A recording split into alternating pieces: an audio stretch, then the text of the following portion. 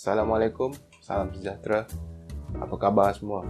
Hari ni saya nak sambung cerita pasal label dan packaging makanan yang kita selalu beli. Sampel yang saya akan guna ialah sebuku roti. Biasanya kalau kita nak beli roti, kita akan tengok kat depan ni roti apa. Sebagai contoh, yang ni roti butter raisin. Dia tulis awesome. One serving 205 kilokalori. Hari tu kita dah tahu one serving maksud dia macam mana. And then kalori ataupun tenaga tu pun kita dah tahu dah. Kita nak tengok kat mana. Lepas tu dia ada lagi senarai nutrien-nutrien lain yang ada dekat dalam roti ni. Untuk setiap 2 keping 0 miligram kolesterol. Maknanya roti ni dia claim tak ada kolesterol. Okay. And then ada natrium. Natrium ni ialah nama lain bagi garam. Okay. Ataupun kalau dia tulis itu natrium/sodium. Biasanya macam itulah. Dia akan dia tak akan tulis garam lah. Dalam nutrition fact dia tulis kat sini natrium sebanyak 221 mg dalam 0.22 gram. And then dia tulis kat sini ada karbohidrat 31.9 gram setiap 2 keping. Lepas tu dia tulis lagi ada vitamin A, kalsium, zat besi, vitamin E dan juga protein. So tak ada gula dalam ni. Dia tak tulis gula sebab dalam karbohidrat tu sebenarnya terkandung gula. Okey. Kalau tak percaya, kita tengok pula dekat bahan-bahan dia. Bahan-bahan dia ditulis kat sini. Tepung gandum berprotein tinggi, unbleached. Air bertapis, kismis California, gula pasir. Ditulis kat sini gula pasir, tetapi gula yang terkandung dalam ni tak semestinya datang daripada gula pasir saja. Boleh datang daripada resin ataupun kismis tadi. Boleh juga datang daripada susu, boleh juga datang daripada tepung, boleh juga datang daripada tepung ubi kental. Lagi satu, kita kena alert juga dengan nama-nama lain yang digunakan dalam fakta nutrisi ni untuk garam ataupun untuk gula. Sebagai contoh, tadi garam, dia tak tulis garam dalam nutrition fact. Dia tulis natrium. Dalam bahan-bahan dia ada tulis garam.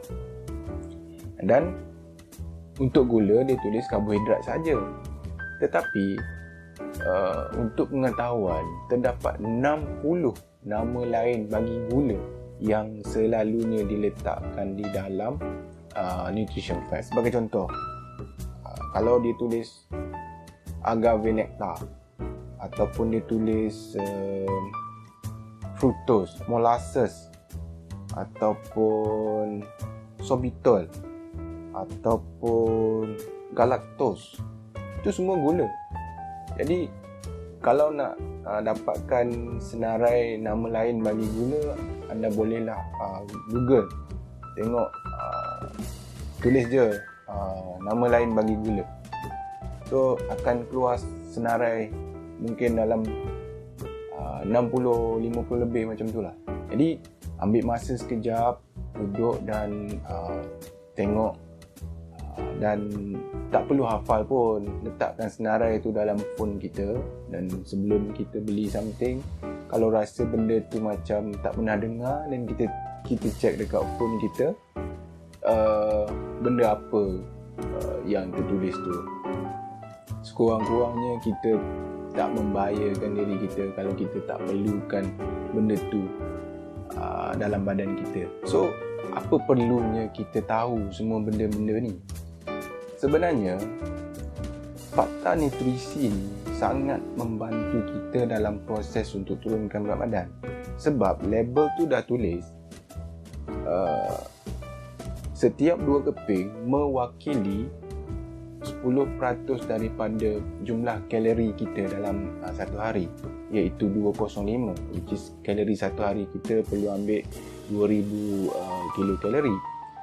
Jadi kalau kita makan satu buku roti tu, kita makan seorang, maknanya kita dah makan 1200 kilokalori. So benda lain kita hanya boleh makan sebanyak 800 lagi kalori. Jadi itu antara keperluan untuk kita faham apa yang tertulis pada label, terutamanya pada fakta nutrisi tersebut. Dan contohnya kalau kita dah cukup 2000 kalori hari ni, dan kita makan lagi 2 keping roti tu, itu bermakna kita dah makan lebih daripada keperluan kalori seharian kita. Jadi untuk memastikan yang lebihan kalori tadi tidak ditukar menjadi lemak, kita perlu sekurang-kurangnya untuk exercise ekstra daripada biasa. Mungkin kalau kita kayuh basikal, kita kayuh sejam setengah. Tetapi dengan pengambilan 2 keping roti ni, kita perlu kayuh basikal 30 minit lebih daripada biasa. Ataupun kita perlu jogging 20 minit lebih daripada biasa, disebabkan oleh 2 keping roti tadi. Kalau ianya berlebihan daripada keperluan kalori kita dalam satu hari. Itu adalah sebab kenapa kita perlu faham apa yang kita makan. Itu contoh makanan yang tertulis jumlah ataupun fakta nutrisi dia. Tapi kalau benda-benda lain yang tak ada fakta nutrisi, contohnya kita buat sendiri makanan, kita buat nasi lemak, kita buat mi goreng, kita buat kuih tiaw sup dan sebagainya, kita tak tahu ataupun kita tak alert dengan fakta nutrisi yang ada dalam makanan tu. So kita makan dan ianya berlaku surplus dalam kalori harian kita, dan kita tak sedar, dan kita tertanya-tanya kenapa berat badan kita naik. Jadi saya harap mulai hari ini kita bolehlah sama-sama mula untuk ambil masa baca label makanan yang kita nak beli tu. Saya berhenti setakat ni dulu. Kalau perlu tahu, subscribe dan share pada kawan-kawan. Assalamualaikum.